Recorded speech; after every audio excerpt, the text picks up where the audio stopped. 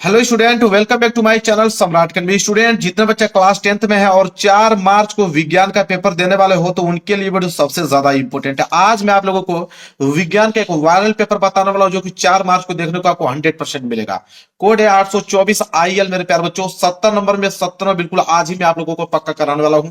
2025 का viral paper जैसा देख पा रहे हो, एडमिट कार्ड लेकर जरूर जाइएगा। सही सही 10 अंकों का अनुक्रमांक और सही सही अपना नाम जरूर डाल लीजिएगा।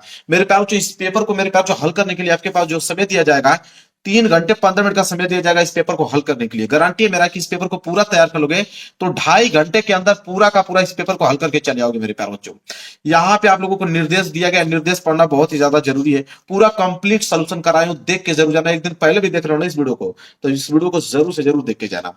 विज्ञान में अगर 70 में 70 नंबर चाहिए तो पहला निर्देश बोला है कि प्रारंभ के 15 मिनट परीक्षार्थियों को प्रश्न पत्र पढ़ने के लिए निर्धारित है। 15 मिनट में इस पेपर को आपको पढ़ने हैं और 3 घंटे में इस पेपर को सॉल्व करना है। यह पहला निर्देश बोला है। दूसरा निर्देश है कि प्रश्न पत्र 2 खंडों में विभाजित है। एक तो खंड अ में, दूसरा खंड ब में विभाजित है। यह पेपर 2 खंडों में बना हुआ है, एक तो खंड अ में, दूसरा खंड ब में। इसके बाद तीसरा निर्देश है खंड अ तथा खंड ब में 3 उपखंड दिए गए हैं। उपखंड क ख ग में विभाजित है। मतलब खंड अ और खंड ब दोनों जो है 3 उपखंड में विभाजित हैं, क्योंकि फिजिक्स के, केमिस्ट्री के, बायो के तीनों के खंड अलग अलग बनने वाले हैं। ठीक है। इसके बाद अगला निर्देश है चौथा। प्रत्येक प्रश्न कह रहा है कि प्रश्न पत्र के खंडों में बहुविकल्पीय प्रश्न है, जिसमें सही विकल्प का चुनाव करके OMR शीट पर नीले अथवा काले बॉल पॉइंट पेन से सही विकल्प वाले गोले को पूर्ण रूप से भरे। इसका मतलब है कि खंडों में बहुविकल्पीय प्रश्न है और उन बहुविकल्पीय प्रश्नों का उत्तर आपको देना होगा OMR शीट में। वहां पे नीले पेन का यूज कर सकते हैं या काले पेन का यूज कर सकते हैं रंगने के लिए, लेकिन पेन बॉल पॉइंट पेन होना चाहिए, जेल वाली पेन नहीं होना चाहिए। इस बात को अच्छे तरीके से याद रखना। पांचवा निर्देश कह रहा है कि खंड अ में बहुविकल्पीय प्रश्न है तो प्रत्येक प्रश्न के लिए 1 अंक निर्धारित है। जो खंड अ में बहुविकल्पीय प्रश्न है, कितने बहुविकल्पीय प्रश्न है? 20 बहुविकल्पीय प्रश्न और 1 अंक के हैं। मतलब एक बहुविकल्पीय प्रश्न जो है 1 नंबर का पूछा जाएगा। ओवरऑल अगर हम बात करें तो 20 ऑब्जेक्टिव क्वेश्चन 20 नंबर के लिए पूछा जाएगा आपकी एग्जाम में। इसके बाद है छठवां कि खंड ब में वर्णनात्मक प्रश्न है। खंड ब में वर्णनात्मक प्रश्न आपके लघुत्तरीय और दीर्घोत्तरीय प्रश्न 4 और 6 नंबर वाले प्रश्न देखने को मिलेगा। इसके बाद है प्रत्येक प्रश्न के सम्मुख उनके निर्धारित अंक दिए गए। मतलब हर एक प्रश्न के आगे आपको बताया गया होगा कि प्रश्न 1 नंबर का है कि 2 नंबर का है कि 4 नंबर का है कि 6 नंबर का है। तो जितना भी नंबर का होगा हर एक प्रश्न के आगे आपको लिखा हुआ मिलेगा। इसके बाद है अगला निर्देश, खंड ब के प्रत्येक उपखंड के सभी प्रश्न एक साथ करना आवश्यक है। प्रत्येक उपखंड नए पृष्ठ से प्रारंभ किया जाए। कहने का मतलब है कि खंड ब में 3 उपखंड रहेंगे, उपखंड क, उपखंड ख और उपखंड ग। फिजिक्स के, केमिस्ट्री के, बायो के। मान लीजिए कि आपने फिजिक्स का कंप्लीट कर दिया, ठीक है। केमिस्ट्री का करने वाले हो तो नए पृष्ठ से आपको प्रारंभ करना है। बायोलॉजी का करने वाले हो तो नए पृष्ठ से आपको प्रारंभ करना है, यह कह रहा है। इसके बाद मेरे प्यारों जो लास्ट है यहाँ पे निर्देश कि सभी प्रश्न अनिवार्य है। मतलब इसमें जितने प्रश्न दिए गए हैं सारे प्रश्न करना अनिवार्य है। मेरे प्यारों जो देखिए पेपर यहां से आप लोगों का स्टार्ट हुआ है। खंड अ, देखिए खंड अ पेपर यहां से स्टार्ट हुआ है। सबसे पहले आया है मेरे प्यारों जो बहुविकल्पीय प्रश्न, और बहुविकल्पीय प्रश्न में भी सबसे पहले उपखंड क आया है। मैंने कहा ना कि खंड अ में भी 3 उपखंड रहेंगे, क ख ग। तो पहले उपखंड क आया है और उपखंड क में मेरे प्यारों जो फिजिक्स के प्रश्न रहेंगे। किसके? फिजिक्स के प्रश्न रहेंगे। टोटल 20 ऑब्जेक्टिव क्वेश्चन रहेगा खंड अ में। खंड अ में 20 ऑब्जेक्टिव क्वेश्चन रहेगा, एक एक नंबर के हिसाब से 20 नंबर दिया जाएगा। तो चलिए उपखंड क का पहला वाला प्रश्न करते हैं, देखिए क्या पूछा गया है। पहला वाला प्रश्न मेरे प्यार जो बहुत सिंपल प्रश्न है, यही याद कर लोगे आप, कभी भूलोगे नहीं। कि किसी वस्तु का आभासी एवं आकार में बड़ा प्रतिबिंब बनाने के लिए कौन से दर्पण का प्रयोग करना चाहिए? मेरे प्यारों जो बहुत ही ज्यादा सिंपल है कि अगर किसी वस्तु का आभासी और आकार में बड़ा प्रतिबिंब बनाना है तो कौन सा दर्पण का प्रयोग करोगे? तो अवतल दर्पण का प्रयोग करोगे। सिंपल जवाब है, क्योंकि अवतल दर्पण में किसी भी वस्तु का प्रतिबिंब आभासी तथा वस्तु से क्या बनता है मेरे प्यारों? जो बड़ा बनता है। सिंपल प्रश्न है, तुरंत याद हो गया होगा आपके दिमाग में, अवतल दर्पण। कभी नहीं भूल पाओगे मेरे प्यार बच्चों, और 20 में 20 ऑब्जेक्टिव क्वेश्चन करके आओगे।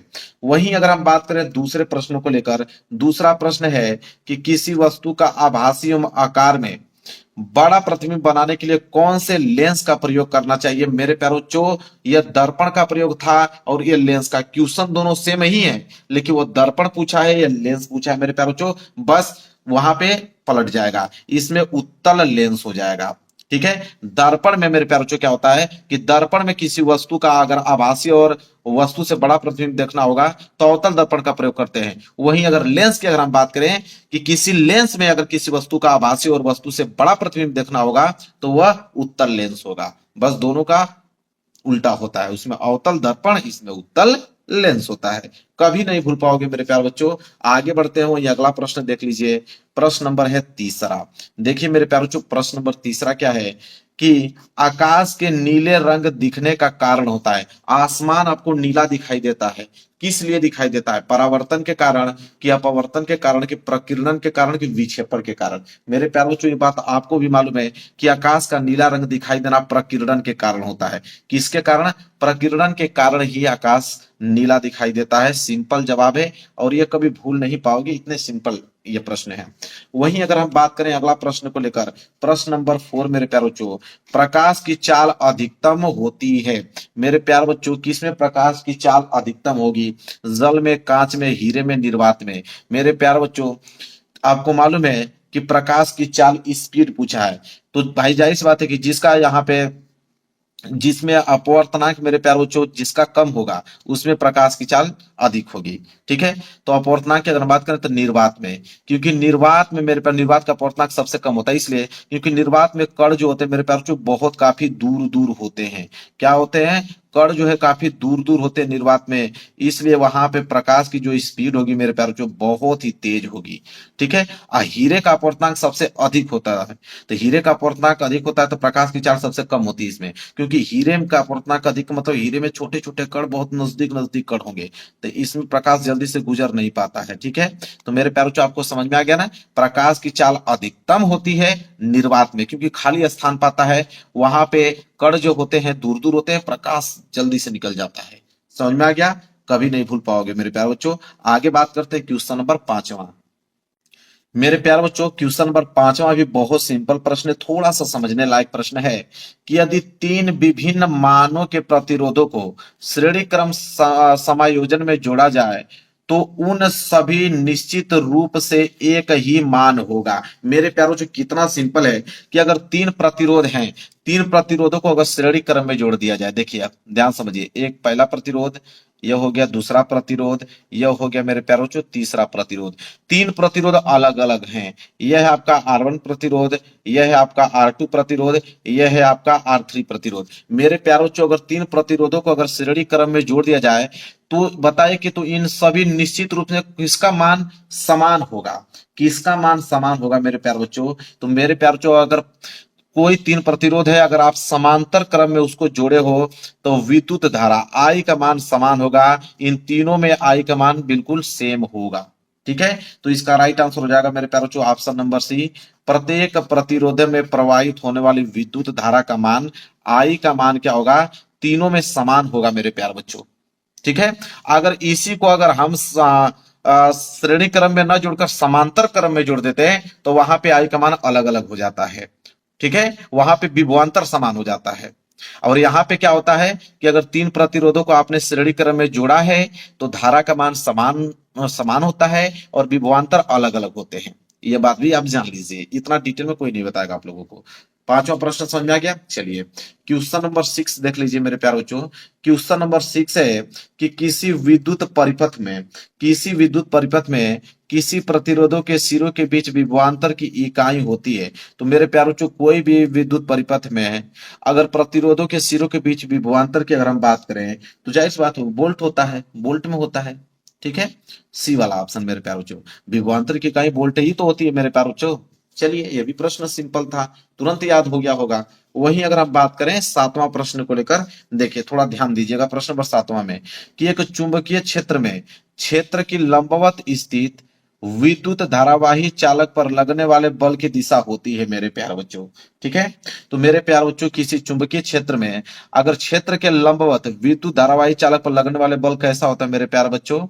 तो इन दोनों दिशाओं की क्या होता है? लंबवत होता है। इसके और इन दोनों दिशाओं के बीच क्या होता है? लंबवत होता है, 90 अंश की डिग्री पे होता है मेरे प्यारे बच्चों। तो ये हो जाएगा कि इन दोनों दिशाओं के लंबवत होता है, सी वाला ऑप्शन जो होगा मेरे प्यारे बच्चों बिल्कुल राइट आंसर हो जाएगा। क्लियर है? कोई डाउट आप लोगों को नहीं होना चाहिए, बहुत सिंपल है मेरे प्यारे बच्चों। आगे बढ़ते हैं, प्रश्न नंबर 7वां तो कंप्लीट हो गया, प्रश्न नंबर 8वां देख लेते हैं। चलिए मेरे प्यारे बच्चों, प्रश्न नंबर 8वां तो स्टार्ट हो गया उपखंड ख। उपखंड ख मतलब मेरे प्यारे बच्चों केमिस्ट्री के प्रश्न है। यहां से आपके केमिस्ट्री के प्रश्न देखने को मिलेगा और प्रश्न नंबर 8वां से केमिस्ट्री का प्रश्न स्टार्ट है।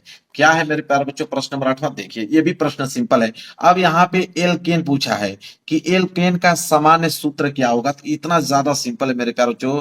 क्या होता है CnH2n+2। ये तो सिंपल है मेरे प्यारे बच्चों, आपको भी मालूम है। इस फार्मूले पे कोई भी आप लगते हो तो वो एल्केन ही प्राप्त होगा। तो एल्केन का सामान्य सूत्र है CnH2n+2 होता है। क्लियर है मेरे प्यारे बच्चों, आगे देख लो वही प्रश्न नंबर 9 कि निम्नलिखित में समजातीय श्रेणी है। अब इसमें बताना कि समजातीय श्रेणी कौन है मेरे प्यारे बच्चों। ए वाला ऑप्शन B C D, ठीक है। उपयुक्त के संदर्भ में सही विकल्प आपको यहाँ पे दिया हुआ है मेरे प्यारे बच्चों। तो समजातीय श्रेणी की अगर हम बात करें तो ए वाला ऑप्शन देखो C2H4 तथा C3H6 ये समजातीय श्रेणी के अंतर्गत आता है, और एक सी वाला भी, क्योंकि HCHO और CH3CHO ये दोनों जो है वो समजातीय श्रेणी के अंतर्गत आते हैं। तो पहला और तीसरा वाला मतलब कौन सा, पहला तीसरा पहला तीसरा पहला तीसरा, मेरे प्यारे बच्चों डी वाला ऑप्शन देख पा रहे हो, बिल्कुल राइट आंसर हो जाएगा। तो समजातीय श्रेणी के अंतर्गत C2H4 C3H6 और SCHO CH3CHO, तो पहला और तीसरा मेरे प्यारे बच्चों, है ना सिंपल। बिल्कुल मेरे प्यारे बच्चों सिंपल है, इसका जवाब आप तुरंत दे पाओगे मेरे प्यारे बच्चों, कभी भूल नहीं पाओगे। वहीं अगर हम बात करें प्रश्न नंबर 10वां को लेकर, प्रश्न नंबर 10वां देख लीजिए क्या है कि निम्नलिखित में से कौन सी धातु ठंडे जल के साथ हाइड्रोजन गैस बनाता है। मेरे प्यारे बच्चों बहुत ही ज्यादा सिंपल है, इन चारों ऑप्शन में से कौन सा ऐसी धातु है कि अगर उसे ठंडे जल के साथ मिला दूं तो अभिक्रिया जब होगी तो उसमें हाइड्रोजन गैस आपको देखने को मिलेगा, वो है आपका पोटेशियम। कभी भूलिएगा मत, क्योंकि पोटेशियम को जब हम ठंडे जल के साथ अभिक्रिया कराते हैं तो हाइड्रोजन गैस देखने को मिलता है। क्लियर है। चलिए वहीं आगे बात करते हैं प्रश्न नंबर 11 को लेकर। प्रश्न नंबर 11 मेरे प्यारो जो है कि शून्य पीएच वाला विलियन होता है मेरे प्यारो बच्चों। तो अगर शून्य पीएच वाला विलियन होता है मेरे प्यारे बच्चों, आपको मालूम है कि अम्लीय होता है, क्योंकि ग्राफ आप देखा है आपने मेरे प्यारे बच्चों, ठीक है। ग्राफ आप देखते हो कि मेरे प्यारे बच्चों कि 7 रहेगा तो उदासीन हो जाता है मेरे प्यार बच्चों। 7 से जैसे जैसे हम लोग बढ़ेंगे मेरे प्यार बच्चों तो यहाँ पे क्षारीय होता जाता है। 7 से जैसे जैसे कम होंगे मेरे प्यार बच्चों अम्लीयता बढ़ती जाती है, ठीक है। तो 7 से जब डाउन जाएंगे तो 0 भी 7 से कम ही है, इसलिए क्या होगा मेरे प्यार बच्चों अम्लीय। तो शून्य पीएच वाला विलियन होता है अम्लीय, ठीक है। क्लियर है। 7 रहेगा तो उदासीन, 7 से अधिक होगा तो क्षारीय होता है। ये कंसेप्ट आप भी जानते हो, भूलिएगा मत कभी। प्रश्न नंबर 12 देख लीजिए मेरे प्यारे बच्चों क्या है। प्रश्न नंबर 12 है कि सूर्य के प्रकाश एवं परहरित की उपस्थिति में कार्बन डाइऑक्साइड तथा जल के संयोजन से निम्नलिखित में कौन सा यौगिक बनता है। आपको भी मालूम है मेरे प्यारे बच्चों कि सूर्य के प्रकाश से पौधा जो है अपना भोजन स्वयं बनाता है, और पौधे क्या करता है कि सूर्य के प्रकाश की उपस्थिति में और परहरित की उपस्थिति में कार्बन डाइऑक्साइड और जल के संयोजन से क्या बनाता है, तो ग्लूकोज बनाता है मेरे प्यारे बच्चों। क्या बनाता है, ग्लूकोज बनाता है। क्लियर है, पहला वाला ऑप्शन है ना सिंपल। चलिए 20 में 20 ऑब्जेक्टिव क्वेश्चन सही होके आना चाहिए, इसलिए मैं इतना डिटेल में आपको बता रहा हूं। चलिए मेरे प्यारे बच्चों देख लीजिए प्रश्न नंबर यहाँ पे 13। प्रश्न नंबर 13 क्या है, कह रहा है कि निम्नलिखित रासायनिक समीकरण को पूर्ण करने में कौन सा यौगिक प्रयुक्त होता है। तो चलिए इसमें देखते हैं कि इस जगह क्या भरा जाएगा, ठीक है। अब यहाँ पे एक ध्यान दीजिए कि CH3COONA प्लस यहाँ पे भरना है, कैल्शियम ऑक्साइड है, उसके साथ अभिक्रिया उसकी उपस्थिति में अभिक्रिया कराने पे CH4 और Na2CO3 प्राप्त हो रहा है। बताना कि यहाँ पे क्या भरा जाएगा मेरे प्यारे बच्चों। अब एक बात आप यहां से ध्यान से देखिए क्या है। अब देखिए CH3, ठीक है, CH3, यहां से CH3 है कि नहीं, इसमें बिल्कुल है। अब यहां से आप देखोगे CO3, ठीक है, तो यहां से लिखिए CO3, ठीक है। देखिए एक ट्रिक बताता हूं, एक ट्रिक ऐसा बता दूंगा कि तुरंत आप इसको हल कर पाओगे। संतुलित वाला ट्रिक बता देता हूं। आपको मालूम है कि संतुलित रासायनिक समीकरण होना चाहिए, इधर भी और इधर भी यौगिकों की संख्या क्या होनी चाहिए, बराबर होना चाहिए। अब सिंपल एक चीज देखो कितना सिंपल है, यहाँ पे Na अकेला है, यहाँ पे Na2 है, यहाँ पे एक Na चाहिए कि नहीं, क्योंकि Na एक यहाँ पे है और यहाँ पे Na2 है, तो इसलिए Na तो चाहिए भाई हमें। तो यहाँ पे Na हमको चाहिए, तो मैं साइड में लिख देता हूं, यहाँ पे Na चाहिए तो Na हमने लिख दिया। अब देखिए कितना सिंपल है। अब ध्यान दीजिए, यहाँ पे ऑक्सीजन 3 है और यहाँ पे ऑक्सीजन 2 है। एक ऑक्सीजन चाहिए तो एक ऑक्सीजन तो भैया चाहिए, तभी तो यहाँ पे भी आपका 3 ऑक्सीजन है, यहाँ पे भी 2 ऑक्सीजन, एक मिलके ये 3 हो जाएगा। होगा कि नहीं? बिल्कुल। हाइड्रोजन चेक कर लो, हाइड्रोजन 4, हाइड्रोजन 3, एक हाइड्रोजन और चाहिए तो एक हाइड्रोजन मैंने यहाँ लिख दिया। तो NaOH भरा जाएगा बी वाला ऑप्शन। आप बताओ कितना सिंपल है। तो जब भी इस तरह का गैपिंग वाला आ जाए कि यहाँ पे क्या भरा जाएगा, संतुलित रासायनिक समीकरण वाला नियम लगाइए, ले जाइए आंसर। बिल्कुल आसान है कि नहीं? बिल्कुल आसान। देख लीजिए। अब मेरे प्यारो जो उपखंड ग स्टार्ट हो गया। उपखंड ग मतलब बायो वाले प्रश्न। यहां से बायोलॉजी के प्रश्न आपको देखने को मिलेगा। बायो वाले प्रश्न स्टार्ट हो रहे हैं क्वेश्चन नंबर 14 से लेके। क्वेश्चन नंबर 14 से बायोलॉजी वाले प्रश्न स्टार्ट होंगे। और देखिए क्या है, कह रहा है कि पौधों में फ्लोयम का कार्य होता है। तो पौधे मतलब मेरे प्यारो जो पौधों में फ्लोयम होता है, फ्लोयम का कार्य क्या होता है? फ्लोयम मतलब मेरे प्यारो जो देखो एक ट्रिक बताता हूँ। फ्लोयम इंग्लिश में आप ऐसे लिखते हो, फ्लोयम। तो एफ एफ मतलब क्या होता है? फूड। एफ मतलब आप जान जाओ कि फूड होता है। अब फूड मतलब भोजन। तो पौधों में फ्लोयम का कार्य होता है भोजन का संवहन करना। ठीक है? किसका संवहन करना? भोजन का। भोजन मतलब खाद्य पदार्थ। तो यहाँ पे देखिए क्या लिखा है, खाद्य पदार्थों का स्थानांतरण। कभी कभी डायरेक्ट लिख देता है भोजन का संवहन करने में, और कभी कभी घुमा दिया है कि खाद्य पदार्थ। तो खाद्य पदार्थ भोजन है तो है, तो खाद्य पदार्थों का स्थानांतरण करने के लिए। और मेरे प्यारों को एक ट्रिक और बता देता हूँ। पौधों में फ्लोएम की जगह जगह कभी कभी मेरे प्यारों को यहाँ पे जाइलम पूछा जाता है। क्या पूछा जाता है? जाइलम। कि पौधों में जाइलम का कार्य होता है। तो जाइलम मतलब ज मतलब जल का वहन करने में। किसका वहन करने में? जल का वहन करने में। तो कभी अगर आपको जाइलम पूछे तो जल का वहन करने में, फ्लोएम पूछे तो भोजन का वहन करने में या खाद्य पदार्थों का स्थानांतरण करने में। क्लियर है? चलिए आगे बात कर लेते हैं प्रश्न नंबर 15। प्रश्न नंबर 15 देख लीजिए मेरे प्यारे बच्चों, क्या है? यह है कि मनुष्यों में पाचन की शुरुआत किस अंग से होती है? तो मनुष्य में पाचन की शुरुआत किस अंग से होती है? भाई जब हम खाना खाते हैं कहां से? मुख से। तो मुख से ही पाचन की क्रिया क्या हो जाती है? स्टार्ट हो जाती है। मुख से, जैसे ही मुख में आप खाने को प्रवेश करोगे वहीं से क्रिया हो जाती है पाचन की स्टार्ट। ठीक है? चलिए आगे बढ़ते हैं, अगला प्रश्न देखेंगे। और प्रश्न नंबर यहाँ पे 16। प्रश्न नंबर 16 मेरे प्यारे बच्चों क्या है कि निम्नलिखित में से कौन सा एक पादप हार्मोन है? ठीक है? तो पादप हार्मोन्स बताना कि इन चारों ऑप्शनों में से कौन है मेरे प्यारे बच्चों। तो देखो, जिब्रेलिन। जिब्रेलिन जो है यह पादप हार्मोन्स है, मतलब पौधों में पाए जाने वाले हार्मोन्स है जिब्रेलिन। ठीक है, याद रख लेना। याद हो गया? चलिए आगे बढ़ते हैं। प्रश्न नंबर 17 देख लीजिए क्या है। वृद्धि हार्मोन स्रावित होता है। तो एक वृद्धि हार्मोन स्रावित होता है कहां से? थायराइड ग्रंथि से, कि प्यूटेटरी जिसे पीयूष ग्रंथि बोलते हैं, कि अधिवृक्क ग्रंथि से, कि अग्नाशय से। तो वृद्धि हार्मोन्स जो स्रावित होता है वो पिट्यूटरी मतलब पीयूष ग्रंथि से स्रावित होता है। इस बात को अच्छे तरीके से याद कर लेना, एक दो बार प्रैक्टिस कर लेना। ठीक है? आगे बढ़ेंगे और अगला प्रश्न देखेंगे मेरे प्यारे बच्चों, प्रश्न नंबर 18। और प्रश्न नंबर 18 है कि निम्नलिखित में से कौन सा पराग कोश के अंदर बनता है? तो मेरे प्यारे बच्चों, पराग कोश के अंदर पराग के कण ही तो बनेंगे, और क्या बनेंगे? तो बी वाला ऑप्शन। तो पराग कोश में पराग के कण बनते हैं। सिंपल जवाब है 18 का बी वाला ऑप्शन जो होगा बिल्कुल राइट आंसर हो जाएगा। चलिए आगे बात करते हैं प्रश्न नंबर 19। पुष्प का जनन अंग पूछा है कि पुष्प का जनन अंग इन चारों ऑप्शन में से कौन है? तो पुष्प का जनन अंग जायांग होता है मेरे प्यारे बच्चों। ठीक है, सी वाला ऑप्शन है ना, सिंपल। बिल्कुल। आगे बढ़ेंगे, अगला देख लो। प्रश्न नंबर 20वां लास्ट प्रश्न है खंड अ का, कि वायुमंडल की ओजोन परत पृथ्वी को बचाती है। तो वायुमंडल की ओजोन परत पृथ्वी को बचाती है किस किरणों से? एक्स किरणों से, कि पराबैंगनी यूवी किरणों से, कि गामा किरणों से, किनमें से कोई नहीं? तो ये बात सिंपल हर एक बच्चा जानता है कि पराबैंगनी किरणों से। ठीक है, ओजोन परत क्या करती है? हमें बचाती है। बी वाला ऑप्शन जो है बिल्कुल राइट आंसर हो जाएगा। क्लियर है मेरे प्यार बच्चों? कोई डाउट नहीं। अब यहां से हम लोग देखेंगे मेरे प्यार बच्चों खंड ब। अब खंड ब मेरे प्यार बच्चों वर्णात्मक प्रश्न है। 50 नंबर का सारा प्रश्न बताऊंगा। 70 में 70 नंबर आप लोगों को लाना है मेरे प्यार बच्चों। चलिए देखते हैं यहाँ पे। और 21वां प्रश्न है। क्या है मेरे प्यार बच्चों? 21वां प्रश्न है, पढ़ता हूं। और 21वां प्रश्न 4 नंबर के लिए देखिए। 4 नंबर के लिए 21वां प्रश्न है। न्यूमेरिकल दिया हुआ है मेरे प्यार बच्चों। ये 4 नंबर नहीं, 4 नंबर यहाँ पे है, सॉरी। ये तो 4 मीटर उसका सवाल में क्वेश्चन दिया गया है। तो चलिए पढ़ते हैं। 4 नंबर के लिए प्रश्न है, बोला है कि एक मोटर बाइक पर, ध्यान से सुनिएगा, एक मोटर बाइक पर पीछे से आ रहे किसी अन्य वाहन को देखने के लिए 4 मीटर वक्रता त्रिज्या वाला एक उत्तल दर्पण लगा है।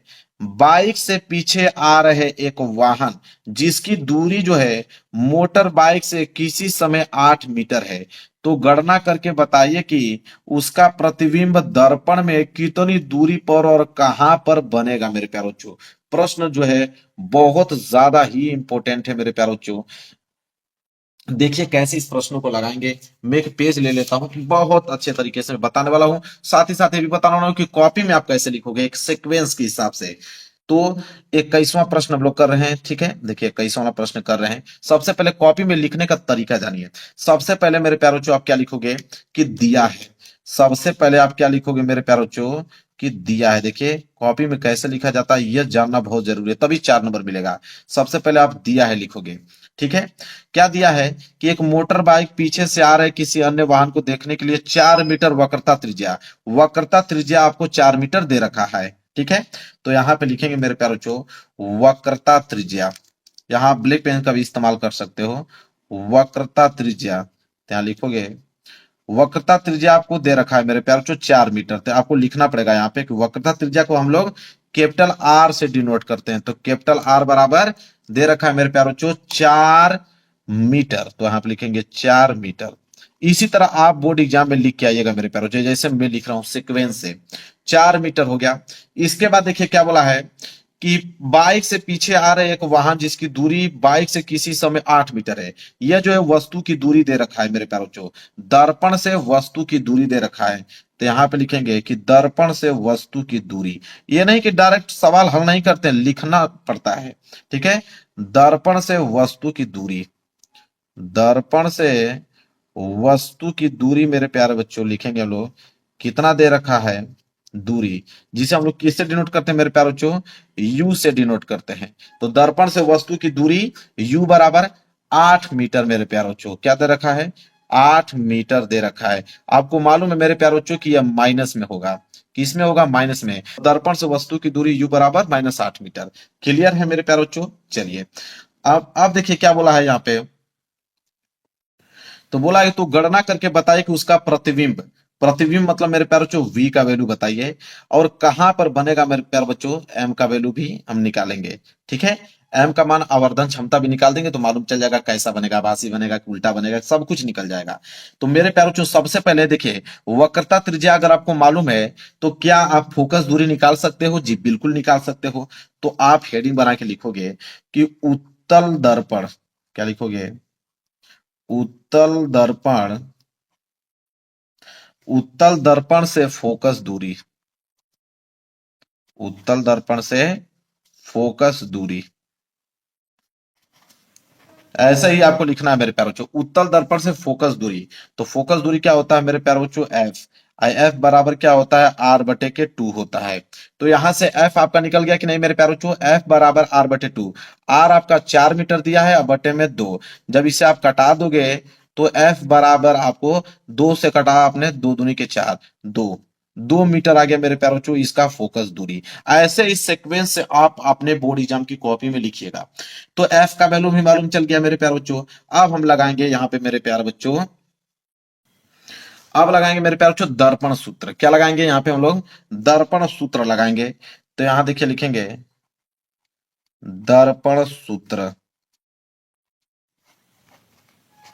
तो दर्पण सूत्र क्या कहता है मेरे प्यारे बच्चों कि 1/f बराबर 1/v प्लस 1/u। क्लियर है। चलिए तो अब इस फार्मूले पे हम लोग रखेंगे वैल्यू। तो यहां पे हो जाएगा मेरे प्यारे बच्चों 1/f, ठीक है। f का वैल्यू अभी आया मेरे प्यारे बच्चों 2 बराबर 1/v, ठीक है। v का वैल्यू हमें ज्ञात करना है प्लस 1/u, u का वैल्यू कितना है -8 आया है, ठीक है। तो इसको हल करेंगे तो हो जाएगा 1/2 बराबर 1/v, और इस माइनस गुणा इस प्लस में करोगे तो हो जाएगा -1/8। क्लियर है। चलिए अब हम क्या करेंगे यहाँ पे कि 1/u को एक साइड कर दीजिए, 1/u को इसी साइड रोके रहिए। इधर आपका क्या है, 1/2 है, और ये -1/8 इधर आएगा तो प्लस के 1 क्या हो जाएगा, 8 हो जाएगा। यहां तक क्लियर है। चलिए अब यहाँ पे स्पेस है, यहाँ पे हल कर देता हूं, तो हो जाएगा 1/v बराबर, यहाँ पे मेरे प्यारे बच्चों एलसीएम कितना हो जाएगा, 2 और 8 का एलसीएम 8 होता है। जब 2 का भाग 8 में दोगे तो 2 चौको 8, 4 बार गया, 4 को गुणा 1 में करोगे तो 4 ही आने वाला है, प्लस इस 8 का भाग इस 8 में दोगे तो 1 बार, 1 गुणा 1 में करोगे तो 1 ही आने वाला है। तो हो जाएगा 1/v बराबर मेरे प्यारे बच्चों 4 और 1 होता है 5, 5/8 हो गया। तो यहाँ हमें v का वैल्यू चाहिए तो v को ऊपर कर दो, तो ये भी 8 ऊपर चला जाएगा, 5 जो है नीचे आ जाएगा। तो यहाँ से v बराबर हो जाएगा मेरे प्यारे बच्चों, जब 8 में 5 में हम लोग भाग देंगे यहाँ पे, तो कितनी बार जाएगा, 1.6, 1.6 मीटर आ गया मेरे प्यारे बच्चों। यहाँ पे v का वैल्यू मतलब इतना मीटर दूरी पे प्रतिबिंब बनेगा, तो v का वैल्यू मालूम चल गया। इसी तरह यहाँ पे m का वैल्यू भी ज्ञात करना था, तो m का वैल्यू मैं यहाँ ज्ञात कर देता हूँ, जगह बचा है। तो m बराबर फार्मूला होता है मेरे प्यारे बच्चों -v/u, ठीक है। तो यहाँ से हम लोग m निकालें तो m बराबर माइनस v का वैल्यू कितना है, 1.6 अब u का मान कितना है, तो u का मान -8 था, तो माइनस से माइनस कैंसिल, ठीक है। तो m बराबर क्या हो जाएगा मेरे प्यारे बच्चों, यह हो जाएगा 16, और दशमलव आपने हटाया तो एक अंक बाद है तो एक जीरो बढ़ा दो, तो 16 कम 16, 16×5 = 80, 1/5 आ गया। और m बराबर 1/5 का मतलब मेरे प्यारे बच्चों 0.2। अब 0.2 या अब m प्लस में आया है ना, तो प्लस में आया है मेरे प्यारे बच्चों, इसलिए आभासी तथा सीधा बनेगा। तो यहाँ पे जगह नहीं है, मैं यहाँ पे लिख देता हूं, आभासी तथा सीधा बनेगा। आभासी तथा प्रतिबिंब कैसा बनेगा मेरे प्यारे बच्चों, सीधा बनेगा। कितनी दूरी पे बनेगा, तो 1.6 मीटर की दूरी पे बनेगा।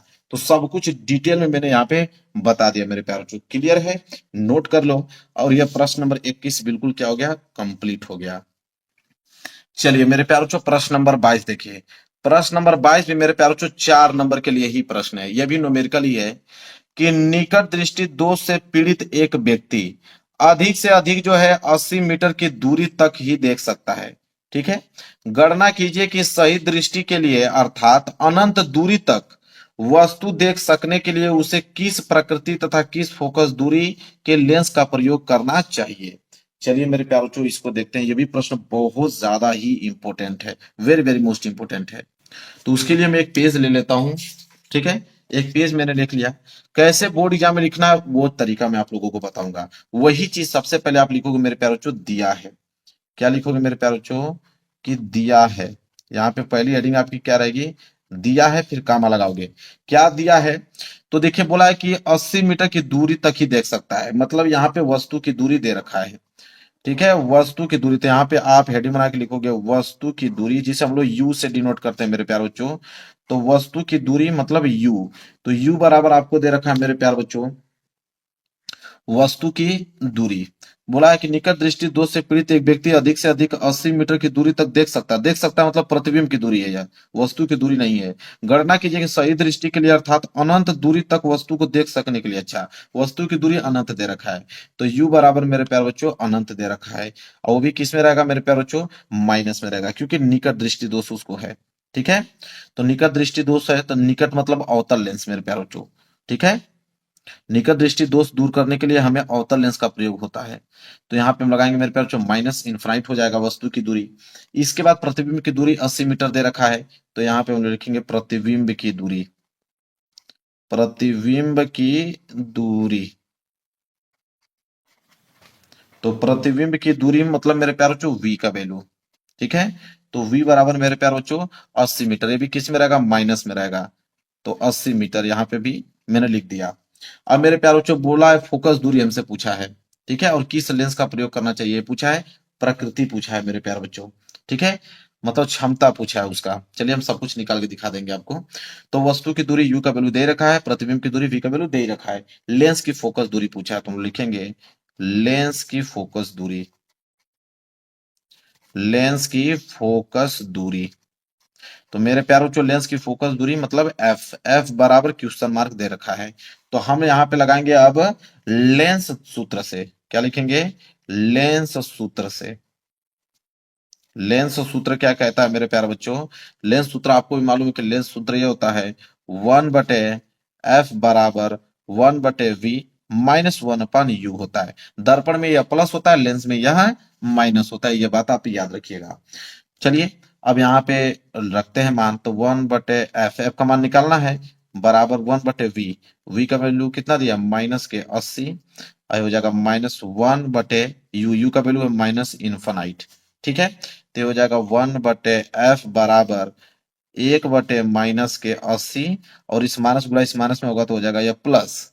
ठीक है, क्या हो जाएगा प्लस 1/इनफाइनाइट। और आपको मालूम है मेरे प्यारे बच्चों 1/इनफाइनाइट का मतलब क्या होता है? कुछ नहीं। 1/इनफाइनाइट का मतलब कुछ नहीं, नगड़े मानिए उसको। तो ये हो जाएगा मेरे प्यारे बच्चों 1/f बराबर 1/-80। हमें f का वैल्यू चाहिए मेरे प्यारे बच्चों, तो f का ऊपर कर दो, तो f बराबर क्या हो जाएगा? ये भी ऊपर चला जाएगा -80। ठीक है, तो -80 मीटर आ जाएगा इसका फोकस दूरी मेरे प्यारे बच्चों। क्लियर है? क्लियर है मेरे प्यारे बच्चों। लेंस की फोकस दूरी 80 मीटर। माइनस में है तो अवतल लेंस, माइनस में है तो अवतल लेंस मेरे प्यारे बच्चों। ठीक है, अवतल लेंस। अब मेरे प्यारे बच्चों यहाँ पे हमें लेंस की क्षमता भी पूछा था। ठीक है, तो लेंस की क्षमता भी हम लोग लिख लेते हैं। तो यहाँ पे लिखेंगे लेंस की क्षमता, हेडिंग बनाएंगे। लेंस की क्षमता को हम लोग पी से डिनोट करते हैं, ये बात आपको भी मालूम होगा। पी बराबर फार्मूला होता है मेरे प्यारे बच्चों 1/f, लेकिन f किस में होना चाहिए? मीटर में होना चाहिए। तो f का मान तो मीटर ही में आया है, तो बिल्कुल p बराबर, और मीटर में नहीं रहता तो मीटर में आप इसको चेंज करते हैं हम लोग, तो हो जाएगा 1/f। तो f का वैल्यू कितना है? -80। तो 1/-80 डायोप्टर, इसको चेंज कर लीजिए, हल कर दीजिए। p बराबर, जब इसको हल करके भाग दोगे तो आ जाएगा -0.0125 डायोप्टर लेंस की क्षमता आ जाएगा। बिल्कुल बिल्कुल आसान है मेरे प्यारे बच्चों। चलिए ये भी प्रश्न मैंने हल करके आप लोगों को बता दिया। क्लियर है? चलिए, तो प्रश्न नंबर 22 भी बिल्कुल आसान तरीके से मेरे प्यारे बच्चों मैंने आप लोगों को बताया, कोई डाउट नहीं होना चाहिए। प्रश्न नंबर 21 भी, प्रश्न नंबर 22। आगे बढ़ते हैं मेरे प्यारे बच्चों, अगला देख लीजिए क्या है। प्रश्न नंबर 23।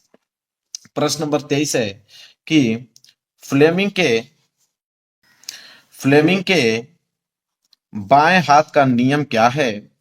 चुंबकीय क्षेत्र में रखे विद्युत धारावाही चालक पर लगने वाले बल किन किन कारकों पर निर्भर करता है? ये प्रश्न 4 नंबर के। चलिए देखते हैं फ्लेमिंग के बाएं हाथ का नियम मेरे प्यारे बच्चों। ठीक है, बहुत सिंपल है मेरे प्यारे बच्चों।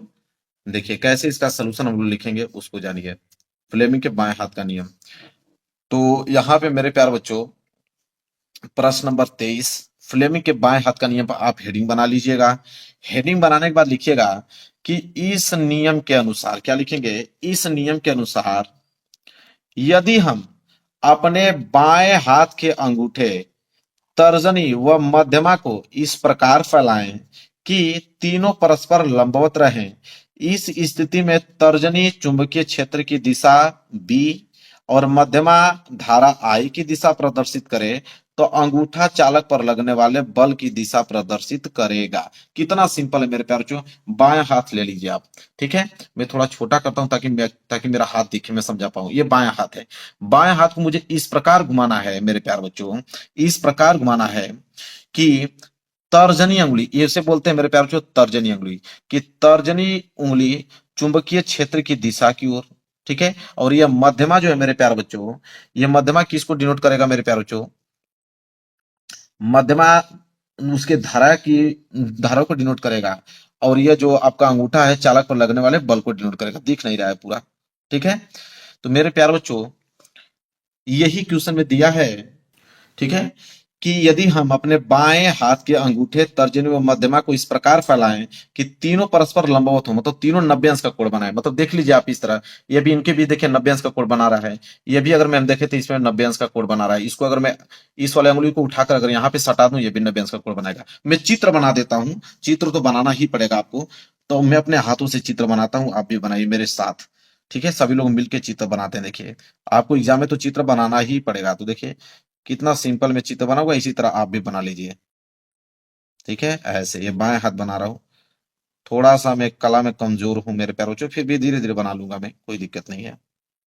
जैसे मैं बना रहा हूँ वैसे आप भी बना सकते हो, सिंपल है। ऐसे बना दो, एक अंगुली और बनाना पड़ेगा तो एक अंगुली के लिए और ले लो, ये छोटी बना दो कहाँ, ठीक है। देखो कितना बढ़िया है। इसके बाद आप एक काम करो कि ऐसे कर दो, इसके बाद इसको यहाँ से मिला दो। मिला दिया आपने, अंगुली की तरह दिख रहा है। एक अंगुली यहाँ बना दो, इसको थोड़ा रंग देते हैं ताकि अंगुली दिखे, और इसको भी यहाँ से रंग देते हैं ताकि अंगुली दिखे, और यहाँ पे इस तरह कर दीजिए ताकि ये लगे कि हाँ अंगुली बनाया है कोई, ठीक है। और यहाँ पे बीच में जो रेखा होता है, रेखा को बना लीजिए इस तरह। ये देखिए अंगुली दिख रहा है कि नहीं, बिल्कुल दिख रहा है। तो वही कह रहा है मेरे प्यार बच्चों कि यह कि इस चीज में तर्जनी चुंबकीय क्षेत्र की दिशा, तर्जनी, यह उंगली मेरे प्यार बच्चों तर्जनी होती है, तो ये चुंबकीय क्षेत्र की दिशा को डिनोट करती है। तो यहाँ पे लिख देंगे हम लोग चुंबकीय क्षेत्र, क्या लिख देंगे, चुंबकीय क्षेत्र, ठीक है। और ये जो अंगूठा है मेरे प्यारे बच्चों, यह अंगूठा यहाँ पे एरो का चिन्ह लगा दीजिएगा, ये इस तरह जो है चुंबकीय क्षेत्र को डिनोट कर रहा है। यह अंगूठा जो है वो चालक पर लगने वाले बल, चालक पर लगने वाले बल को डिनोट करता है, चालक पर बल को डिनोट करता है। और ये जो मध्यमा उंगली है, ये जो मध्य वाली उंगली देख रहे हो, ये वाली, ये मध्य वाली उंगली जो होता है मेरे प्यार जो, ये विद्युत धारा को डिनोट करती है। किसको, विद्युत धारा को डिनोट करती है। बहुत सिंपल है मेरे प्यारो, इसमें कुछ है ही नहीं, सच कहूं तो इसमें कुछ है ही नहीं। क्या है मेरे प्यारो कि कोई पूछे कि फ्लेमिंग के बाएं हाथ का नियम बताओ, तो कितना सिंपल है कि यदि हम अपने बाएं हाथ के अंगूठे तर्जनी व मध्यमा को, मतलब तर्जनी अंगुली और मध्यमा को इस प्रकार फैला दें कि तीनों परस्पर लंबवत हो। देखो ये भी 90 अंश का कोण बना रहा है, इसके बीच भी 90 अंश का कोण बन रहा है, ठीक है। तो इस स्थिति में जो तर्जनी होता है चुंबकीय क्षेत्र की दिशा बी को, और मध्यमा धारा आई को प्रदर्शित करे, और तब लास्ट में लिखोगे कि अंगूठा जो है चालक पर लगने वाले बल मतलब एफ की दिशा को प्रदर्शित करता है। सिंपल है बस ये। अगर कुछ लोग चित्र नहीं बना पाओगे तो बस इतना भी अगर इस तरह कर दोगे, आप इस तरह भी बना दोगे तभी भी आप लोगों को नंबर दे दिए जाएंगे। इस तरह भी बना दोगे तो ये एफ, और ये लिख दोगे धारा को डिनोट करता है, और यह चुंबकीय क्षेत्र बी को डिनोट करता है, तभी भी आप लोगों को नंबर मिल जाएगा। अन्यथा मैं तो बहुत सिंपल आपको बनाकर अपने हाथों से दिखा दिया हूं, ठीक है, कभी भूल नहीं पाओगे मेरे प्यारों बच्चों। क्लियर है, चलिए आगे बढ़ते हैं मेरे प्यारों बच्चों। तो समझ में आ गया। प्रश्न नंबर आइए 24, प्रश्न नंबर 24 देखिए, प्रश्न नंबर 24, प्रश्न नंबर 24 में है कि घरेलू विद्युत परिपथ की व्यवस्था को चित्र बनाकर स्पष्ट समझाइए। कि जो घरों में जो विद्युत परिपथ होता है उसको चित्र द्वारा बताना है, 6 नंबर मिलेगा। अगर नहीं बता पाओगे तो एक प्रश्न और दिया है, लेकिन मैं पूरा सोल्यूशन बताऊंगा आप लोगों को, ठीक है। चलिए देखिए मेरे प्यारों, ये चित्र है मेरे प्यारों, ये चित्र आपको बनाना पड़ेगा। इस चित्र में मेरे प्यारों देखिए क्या है कि जब हमारे घरों में जो तार आता है मेरे प्यारों, तो हमारे घरों में जो तार आता है उसमें 3 प्रकार के तार होते हैं।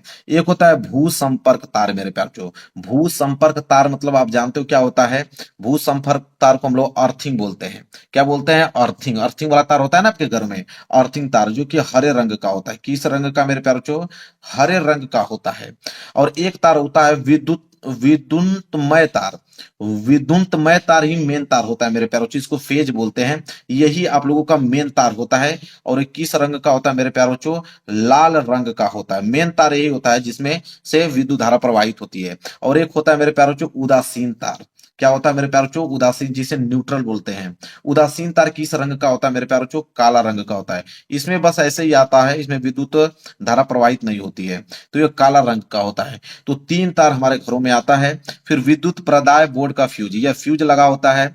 यह विद्युत मापी मीटर होता है जो आपके घरों में बिजली बताता है कितना मीटर आपने बिजली खर्च किया।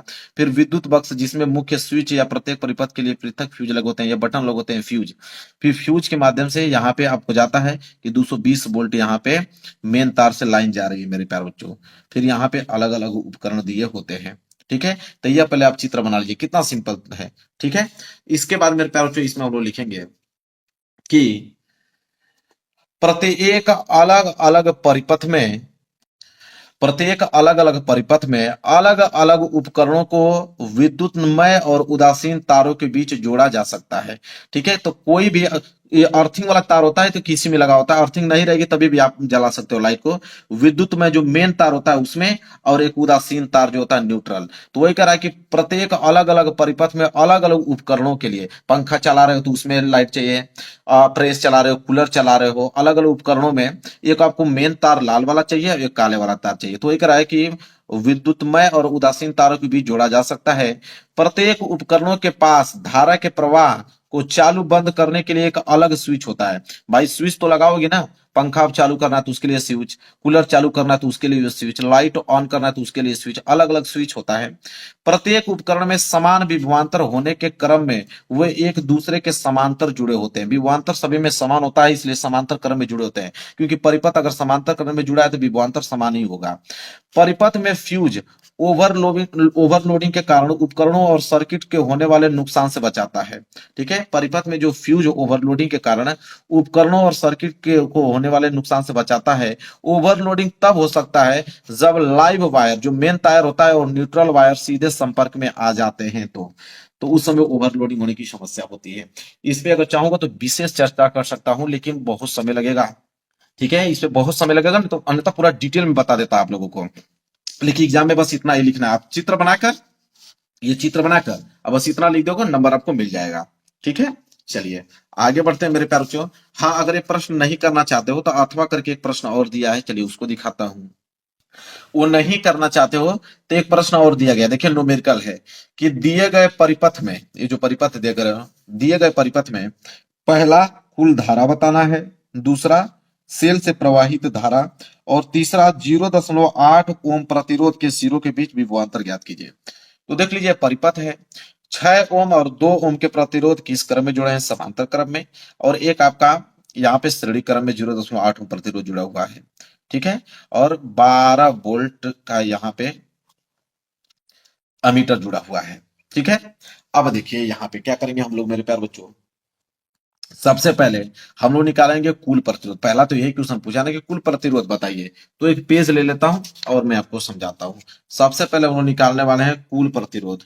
तो यहाँ पे पहला वाला मैं हेडिंग बनाता हूं, कुल प्रतिरोध।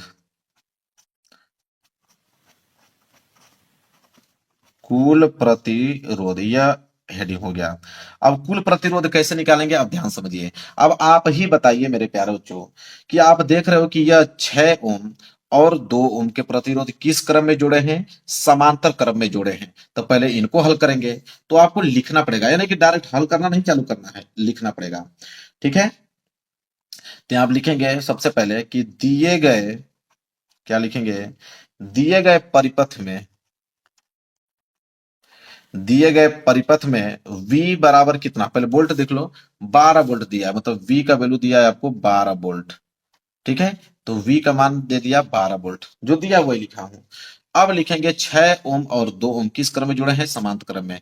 तो लिखेंगे मेरे प्यारे बच्चों, यहाँ पे ब्लैक पेन से लिखेंगे कि 6 ओम तथा 2 ओम, 6 ओम तथा 2 ओम के प्रतिरोध, 2 ओम के प्रतिरोध, 6 ओम तथा 2 ओम के प्रतिरोध समांतर क्रम में, समांतर क्रम में, समांतर क्रम में संयोजित हैं, संयोजित हैं या जुड़े हुए हैं, दोनों में कुछ भी लिख सकते हो। संयोजित हैं, संयोजित हैं, संयोजित हैं, तब कुल प्रतिरोध, तब कुल प्रतिरोध, तब अगर हम कुल प्रतिरोध निकालें तो देखिए मेरे प्यारे बच्चों, 6 ओम और 2 ओम समांतर क्रम में जुड़ा हुआ है, तो कुल प्रतिरोध, तो कुल प्रतिरोध जब समांतर क्रम में जुड़ा होता है तो फॉर्मूला क्या कहता है कि 1/R1, कुल प्रतिरोध 1/R1 बराबर क्या होता है, 1 बटे पहला प्रतिरोध कितने का है 6 प्लस दूसरा प्रतिरोध, तो 1 बटे में दूसरा प्रतिरोध कितना है 2। ठीक है, ऐसे निकाला जाता है ना, सिंपल है। तो 1 बटे R1 बराबर क्या हो जाएगा, 6 और 2 का एलसीएम 6, 6 से 6 कैंसिल बचा 1, 2 का भाग 6 में दोगे तो 2 तिहाई 6, 3 बार गया, 3 का गुणा जब 1 में करोगे तो 3 ही आने वाला है। तो हो जाएगा आपका 1/R1 बराबर 3 और 1 मिलकर कितना हो जाएगा, 4 बटे कितना 6, जब कटाओगे तो 2 दूनी के 4 और 2 तिहाई 6, 2/3। तो हमें तो R1 की वैल्यू चाहिए, तो R1 बराबर क्या हो जाएगा, 3 ऊपर चला जाएगा, 2 कहा जाएगा नीचे आ जाएगा। तो यहां से देखोगे तो R1 बराबर 3/2 का आधा करोगे मेरे प्यारे बच्चों तो कितना आ जाएगा 1.5, तो 1.5 ओम आ गया R1 का वैल्यू, किसका, R1 का वैल्यू। अब मेरे प्यारे बच्चों ध्यान से इस चित्र में देखो कि जब इन दोनों को मैंने सॉल्व किया तो यहाँ पे R1 आया, क्या आया R1। अब R1 और यह दोनों यहाँ पे जब हल करोगे तो R1 आ गया, क्या आ गया, सिर्फ R1। अब R1 और 0.8 ओम इस किस क्रम में दिख रहे हैं, तो ये श्रेणी क्रम में दिख रहे हैं, सीधी लाइन में दिख रहे हैं, मतलब श्रेणी क्रम में दिख रहे हैं। तो फिर उसी के नीचे अब फिर हम लगाएंगे, लिखेंगे मेरे प्यारे बच्चों, उसी के नीचे हम लोग लिखेंगे कि ब्लैक पेन से कि R1 जो अभी निकाला हूं, R1 प्रतिरोध, यहाँ पे लिखेंगे कि R1 प्रतिरोध को 0.8 ओम के साथ 8 ओम के साथ श्रेणी क्रम, किस क्रम में मेरे प्यारे बच्चों, श्रेणी क्रम में, श्रेणी क्रम में संयोजित करने पर, श्रेणी क्रम में संयोजित करने पर, श्रेणी क्रम में संयोजित करने पर कुल प्रतिरोध, कुल प्रतिरोध, अब इन दोनों श्रेणी क्रम में जुड़े हैं तो अब यहाँ पे कुल प्रतिरोध निकालेंगे।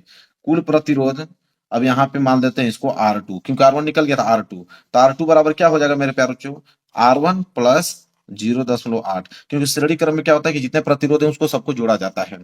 तो R2 बराबर क्या हो जाएगा, R1 प्लस 0.8, तो यहाँ पे लिखेंगे R2 बराबर, R1 का वैल्यू तो निकल के आया है 1.5 प्लस ये आपका 0.8, तो यहाँ पे जब इसको लिखोगे R2 बराबर, तो R2 बराबर क्या हो जाएगा 1.5 और 0.8, 8 5 13, मतलब कि 2.3, तो 2.3 ओम आ गया R2 का वैल्यू। और यही होगा पूरा टोटल, पूरा कुल प्रतिरोध जो है यहाँ पे निकल के आ गया, कुल प्रतिरोध 2.3 ओम, ये हो गया कुल प्रतिरोध।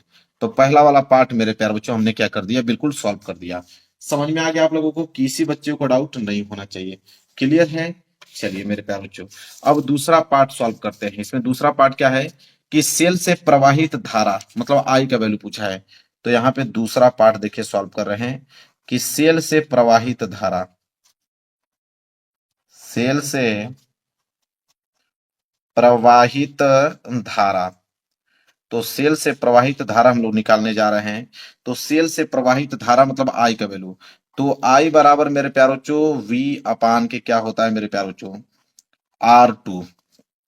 R2 मैंने किस लिए लिखा, क्योंकि कुल प्रतिरोध चाहिए ना पूरा सर्किट का, तो पूरा सर्किट का R2 ही तो निकल के आया अभी।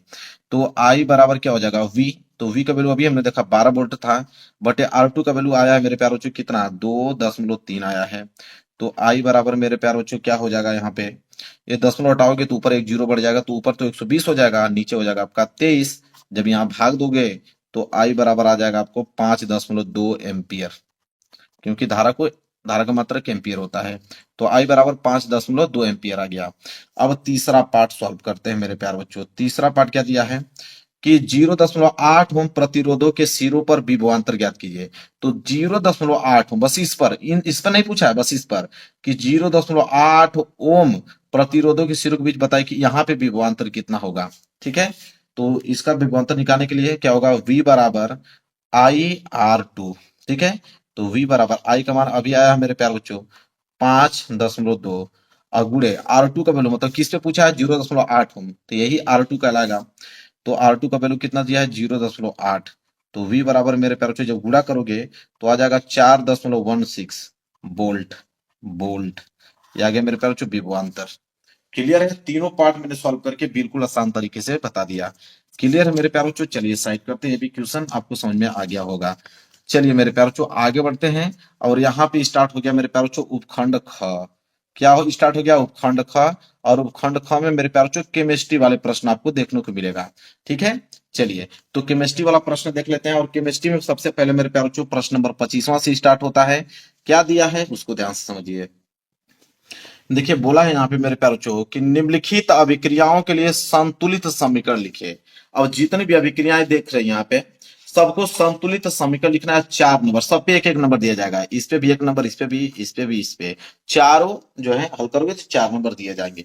एक एक करके मैं हल करता हूं मेरे प्यारे बच्चों। देखिए क्या है, बोला है पहला वाला कि calcium hydroxide plus carbon dioxide मिलकर बनाते हैं कैल्शियम कार्बोनेट प्लस जल बनाते हैं, संतुलित करना है इसको। तो पहला वाला मेरे प्यारे बच्चों यहाँ पे हम लोग हल करते हैं। कह रहा है कैल्शियम हाइड्रोक्साइड, कैल्शियम हाइड्रोक्साइड मतलब मेरे प्यारे बच्चों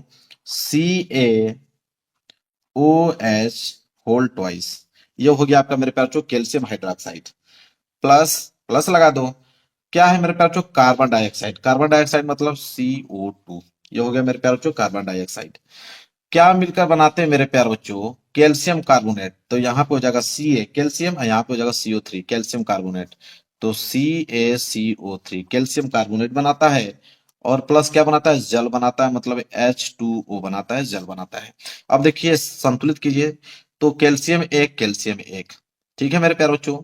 यहाँ पे देखिए CO2 और एक ऑक्सीजन इधर CO3, कितना हो जाएगा देखिए ध्यान से। यहाँ पे सबसे पहले देखिए कैल्शियम, कैल्शियम एक, क्लियर है। यहाँ पे क्या हो जाएगा मेरे प्यार बच्चों, ऑक्सीजन की अगर बात करें तो ऑक्सीजन दो, चार ऑक्सीजन इधर हैं, तीन ऑक्सीजन इधर, एक ऑक्सीजन एक, चार ऑक्सीजन भी, ये भी क्लियर है। हाइड्रोजन की अगर बात करें हाइड्रोजन दो, बिल्कुल संतुलित है मेरे प्यार बच्चों, ये बिल्कुल संतुलित है, ये एकदम बिल्कुल संतुलित है। इसके बाद दूसरा वाला पार्ट हल करते हैं, दूसरा वाला पार्ट देख लीजिए। दूसरा वाला है बेरियम क्लोराइड, तो बेरियम क्लोराइड क्या होगा मेरे प्यारे बच्चों BaCl2, बेरियम क्लोराइड, ठीक है। प्लस क्या है मेरे पास जो पोटेशियम सल्फेट, पोटेशियम सल्फेट मतलब K2SO4, पोटेशियम सल्फेट मिलकर क्या बनाते हैं कैल्शियम कार्बोनेट बनाते हैं, ठीक है। क्या बनाते हैं मेरे प्यारे बच्चों कैल्शियम कार्बोनेट, और प्लस क्या बनाते हैं जल बनाते हैं, ठीक है। अरे यह होएगा ना, सॉरी, बेरियम क्लोराइड मिल बेरियम क्लोराइड और पोटेशियम सल्फेट, ठीक है, मिलकर क्या बनाते हैं बेरियम सल्फेट बनाते हैं। मैं इसको देख रहा हूँ, बेरियम सल्फेट मतलब BaSO4, ठीक है, यहां से Ba और यहां से SO4, बेरियम सल्फेट, तो BaSO4 बेरियम सल्फेट बनाते हैं, प्लस क्या बनाता है मेरे प्यारे बच्चों पोटेशियम बनाता है, तो पोटेशियम बनाता है मेरे प्यारे बच्चों, पोटेशियम नहीं पोटेशियम क्लोराइड यहाँ पे छिपा हुआ है, मैं यहाँ पे ढक दिया हूँ, पोटेशियम क्लोराइड बनाता है, तो पोटेशियम मतलब के, क्लोराइड मतलब Cl, KCl, ठीक है।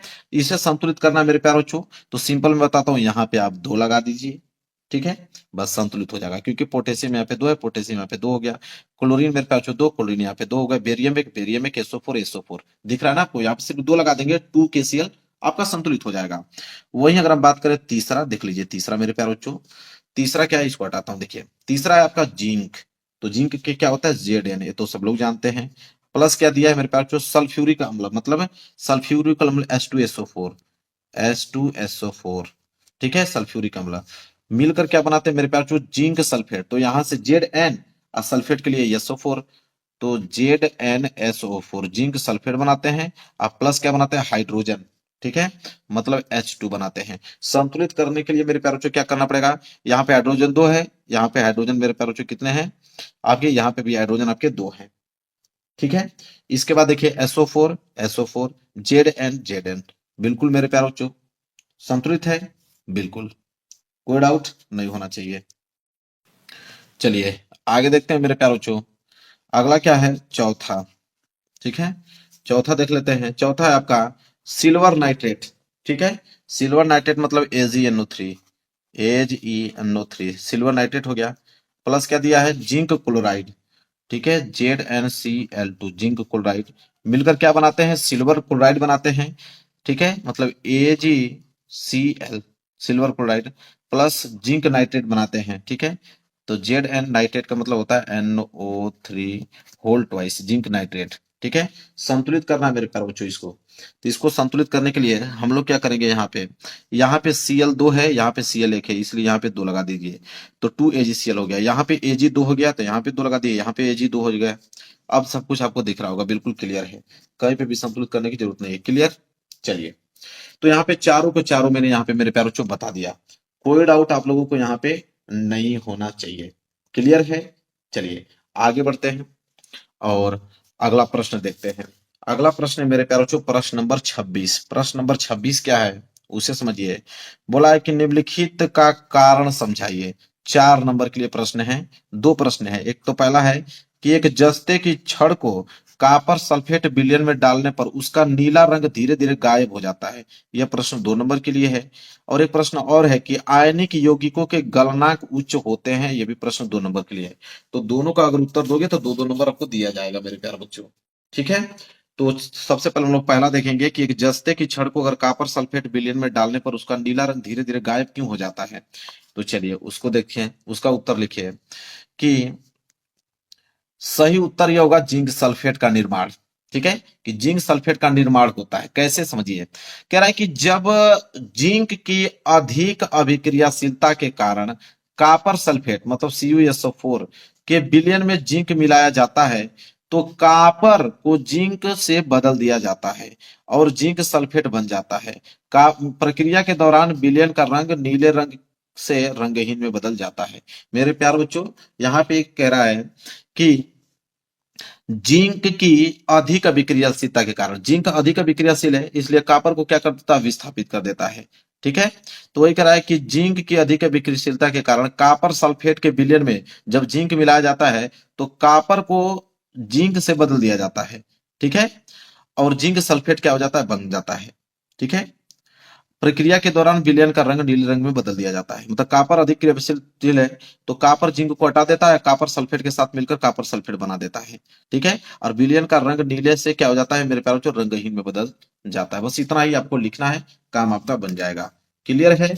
चलिए मेरे प्यारों, चलो वहीं दूसरा प्रश्न यहाँ पे है कि आयनिक यौगिकों के गलनांक उच्च होते हैं। मतलब उच्च क्यों होते हैं ये बताना है। कारण क्या कारण होता है कि आयनिक यौगिकों के गलनांक उच्च होते हैं। तो यहाँ पे डिटेल में लिखेंगे कि आयनिक यौगिकों का गलनांक उच्च होता है क्योंकि इनमें विपरीत आवेशित आयनों के बीच मजबूत आकर्षण बल होता है। क्योंकि आयनिक जो होता है एक माइनस चार्ज और एक प्लस चार्ज से मिलकर बना होता है तो इसमें मजबूती बहुत ज्यादा होती है। तो वही कह रहा है कि आयनिक यौगिकों का गलनांक कुछ होता है क्योंकि इनमें विपरीत आवेशित आयनों के बीच मजबूत आकर्षण बल होता है।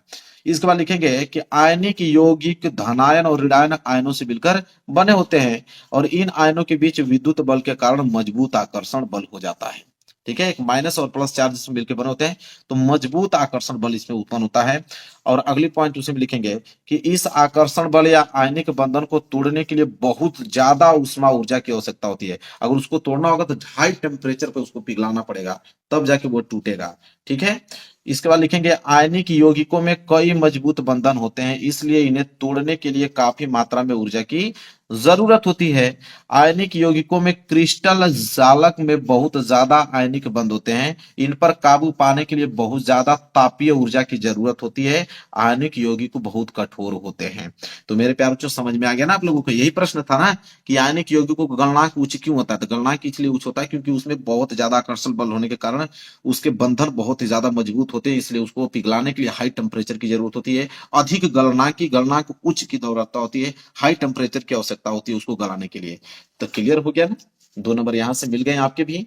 चलिए प्रश्न नंबर 26 भी यहाँ पे क्लियर हो गया। आगे बढ़ते हैं। देखिए मेरे प्यारों, अगला प्रश्न है प्रश्न नंबर 27। प्रश्न नंबर 27 क्या है कि उदासीनीकरण अभिक्रिया क्या है, इसके 2 उदाहरण लिखिए। मेरे प्यारे बच्चों, यह प्रश्न 6 नंबर के लिए क्योंकि इसमें 3 प्रश्न है, 2-2 नंबर के हिसाब से आपको 6 नंबर दिया जाएगा। तो उदासीनीकरण अभिक्रिया क्या है, इसके 2 उदाहरण लिखिए। अगर ये बताते हो तो 2 नंबर आपको दिया जाएगा। इसके बाद अगला प्रश्न देखेंगे। तो उदासीनीकरण अभिक्रिया क्या होता है उसे देखिए। तो मेरे प्यारे बच्चों देखिए, उदासीनीकरण अभिक्रिया किसे कहते हैं। 27वां प्रश्न है उदासीनीकरण अभिक्रिया। हेडिंग बना लीजिए और लिखिए कि जब कोई अम्ल व क्षार आपस में क्रिया करते हैं तो लवण व जल बनाते हैं जिसे उदासीनीकरण अभिक्रिया कहते हैं। सिंपल, कितना जवाब सिंपल है कि जब कोई अम्ल व क्षार आपस में मिलकर लवण तथा जल बनाएगा समझ लीजिए उदासीनीकरण अभिक्रिया कहलाएगा। देखिए मैं लिखा भी हूं, अम्ल प्लस क्षार मिलके इधर लवण और जल बनाते हैं, उदासीनीकरण अभिक्रिया है। उदाहरण भी देना है, 2 उदाहरण इसके बताने हैं मेरे प्यारे बच्चों। तो चलिए 2 उदाहरण ले लेता हूं। पहला उदाहरण ले लेता हूं HCl। HCl आपका अम्ल है और एक क्षार में ले लेता हूं आपके सोडियम हाइड्रोक्साइड ले लेता हूं NaOH, ये आपका क्षार है। जब इनसे अभिक्रिया कराऊंगा तो लवण बनेगा। देखिएगा इधर से आपका Na प्लस और इधर से Cl माइनस मिलके हो जाएगा NaCl। ठीक है, NaCl का आपका एक सोडियम क्लोराइड जो कि लवण है और क्या बनाएगा, जल बनाएगा, H2O बनाएगा। तो यह है आप लोगों का उदासीनीकरण अभिक्रिया। मेरे प्यारे बच्चों समझ में आ गया। चलिए यहाँ पे लिख लीजिएगा, ये क्या है, HCl क्या है मेरे प्यारे बच्चों, हाइड्रोक्लोरिक अम्ल। मैं लिख भी देता हूँ, बहुत लोग भूल जाते हैं कि ये है क्या। ये आपका है हाइड्रोक्लोरिक अम्ल। हाइड्रोक्लोरिक अम्ल होता है। लिख लीजिए मेरे प्यारे बच्चों, इतना बेहतरीन कोई नहीं बताएगा आप लोगों को। और NaOH क्या है आपका, सोडियम हाइड्रोक्साइड है। सोडियम हाइड्रोक्साइड, सोडियम हाइड्रोक्साइड है। और NaCl क्या है मेरे प्यारे बच्चों? सोडियम क्लोराइड है। Sodium chloride, sodium chloride. और H2O क्या है मेरे प्यारे बच्चों? तो ये तो जल होता है। ठीक है, ये पहला उदाहरण मैंने बता दिया। एक उदाहरण और बताना था, तो एक उदाहरण दूसरा यहाँ पे लिख लो मेरे प्यारे बच्चों। तो देखो, अम्ल, तो अम्ल को HCl ही रहने दो, HCl अम्ल ले लो। इस बार क्षार को अलग कर दो, तो मैं मैग्नीशियम हाइड्रोक्साइड ले लेता हूँ, MgOH होल ट्वाइस। ठीक है, जब इसे मिलाएंगे तो एक तो आप लोगों का मैग्नीशियम क्लोराइड बनेगा MgCl2, और एक आपका जल बनेगा H2O। संतुलित करने के लिए मेरे प्यारे बच्चों यहाँ पे सिर्फ आप 2 लगा दोगे, ठीक है, और यहाँ पे 2 लगा दोगे तो संतुलित हो जाएगा। तो ये हो गया आपका HCl हाइड्रोक्लोरिक अम्ल, यह आपका मैग्नीशियम हाइड्रोक्साइड हो गया, ये आपका मैग्नीशियम क्लोराइड हो गया, ये आपका जल हो गया। नाम तो लिख ही लोगे ना आप लोग, नाम लिख लीजिएगा मेरे प्यारे बच्चों। ठीक है, लिखना तो नहीं पड़ेगा, चलिए लिख ही देता हूँ। तो ये आपका हो जाएगा हाइड्रोक्लोरिक अम्ल, लिख ही देता हूँ। आप बहुत लापरवाह हो, नहीं लिख पाओगे, छोड़ दोगे उसको उसी तरह। ये हो जाएगा आप लोगों का हाइड्रोक्लोरिक अम्ल, मैं लिख ही देता हूँ, हाइड्रोक्लोरिक अम्ल है। ये आपका मैग्नीशियम हाइड्रोक्साइड है। क्या है मेरे प्यारे बच्चों? मैग्नीशियम, मैग्नीशियम हो गया और हाइड्रोक्साइड, मैग्नीशियम हाइड्रोक्साइड हो गया। और यह क्या? Magnesium chloride, magnesium chloride, magnesium chloride. और ये तो आप जानते ही हो, ये तो जल है। क्लियर है मेरे प्यारे बच्चों, समझ में आ गया? चलिए अब देखिए, उसी में दूसरा है कि भर्जन को उदाहरण सहित समझाइए। अब भर्जन को उदाहरण से समझाना, ये भी प्रश्न कितने नंबर के लिए मेरे प्यारे बच्चों? 2 नंबर के लिए है। चलिए भर्जन को अब देखते हैं कि भर्जन क्या होता है। उदाहरण बताना है, उदाहरण से समझाना है। तो भर्जन आप हेडिंग बनाओगे, लिखोगे कि भर्जन क्या होता है, कि जब सांद्रित अयस्क को वायु की उपस्थिति में उसके गलनांक से कम तापमान पर तीव्रता से गर्म किया जाता है तो इसे भर्जन कहते हैं। जब सांद्रित अयस्क को, मेरे पास जो सांद्रित अयस्क होता क्या है, कि जो अयस्क पाए जाते हैं उसमें बहुत सारी अशुद्धियां पाई जाती हैं। तो अयस्क में जो अशुद्धियां पाई जाती हैं, उस अशुद्धियों को दूर करके उसको फ्रेश जब करते हैं तो उसको बोलते हैं सांद्रित अयस्क। तो जब हम सांद्रित अयस्क को, जब उसको फ्रेश क्लीन हम लोग अयस्क प्राप्त करते हैं, उसको सांद्रित अयस्क बोलते हैं। तो जब सांद्रित अयस्क को वायु की उपस्थिति में उसके गलनांक से कम ताप पर, गलनांक से कम ताप मतलब कि उतना टेम्परेचर रखें कि वो गले नहीं, मतलब थोड़ा कम रखें कि वो गले नहीं, ये नहीं कितना हाई टेम्परेचर रखें कि वो गल जाए। तो वही बोला है कि गलनांक से कम तापमान, तो गलनांक से कम तापमान पर तीव्रता से गर्म किया जाता है तो इसे भर्जन कहते हैं, बस। और यह मुख्यतः सल्फाइड अयस्कों के लिए प्रयुक्त किया जाता है, मतलब सल्फाइड अयस्कों के लिए ही यह भर्जन अभिक्रिया प्रयुक्त की जाती है मेरे प्यारे बच्चों। उदाहरण देख लीजिए मेरे प्यारे बच्चों, उदाहरण में बता देता हूं। तो उदाहरण इसके लिखिए, उदाहरण में ले लेता हूं जिंक सल्फाइड, यहां पे ले लेता हूं ZnS, जिंक सल्फाइड। और ऑक्सीजन से जब अभिक्रिया कराऊंगा मेरे प्यारे बच्चों, तो यहाँ पे आपको देखने को मिलेगा zinc oxide plus sulphur dioxide gas के रूप में। संतुलित करने के लिए करोगे क्या, यहाँ पे आप 2 लगा दो, तो यहाँ पे 2 जिंक हो गया, तो यहाँ पे 2 लगा दो, तो 2 जिंक सल्फाइड, 2 जिंक यहाँ पे सल्फाइड। ठीक है, और यहाँ पे ऑक्सीजन की मात्रा तो 2 और 2 4 हो गया। ठीक है, तो यहाँ पे मेरे प्यारे बच्चों कितना हो जाएगा? ठीक है, ऑक्सीजन की मात्रा कितनी है? 2 इधर 1 3 है, और यहाँ पे कितने मेरे प्यारे बच्चों? ऑक्सीजन, तो यहाँ पे अगर हम 3 लगा दें तो 3CO2 हो जाएगा, 3CO2 बन गया। ठीक है, तो यहाँ पे लिख देंगे 2ZnS प्लस 3O2, 2ZnO और SO2, ये सल्फर डाइऑक्साइड गैस है। क्लियर है मेरे प्यारे बच्चों? लिख लीजिए, नाम भी लिख लीजिए। तो हो जाएगा जिंक सल्फाइड का अयस्क मेरा लिया है, जिंक सल्फाइड का अयस्क, जिंक सल्फाइड का अयस्क मैंने लिया हुआ है। और यह आप तो O2 जानते ही हो क्या है, ऑक्सीजन। O2 क्या है मेरे प्यारे बच्चों? ऑक्सीजन है। और अगर हम बात करें ZnO, ये क्या है? जिंक ऑक्साइड, जिंक ऑक्साइड है। और यह क्या आपका? Sulphur dioxide gas, sulphur dioxide. Clear है मेरे प्यारे बच्चों? Sulphur dioxide. चलिए आगे बढ़ते हैं, अगला प्रश्न देखेंगे। एक प्रश्न और उसमें दिया था, क्या है मेरे प्यारे बच्चों? निम्नलिखित यौगिकों के IUPAC नाम लिखिए। अब मेरे प्यारे बच्चों इसके IUPAC नाम लिखना है। CH3 C double bond O और सिंगल बॉन्ड से OH जुड़ा है। ठीक है, तो चलिए इसको देखते हैं CH3। ठीक है, तो इसको हम लोग ऐसे लिख सकते हैं मेरे प्यारे बच्चों।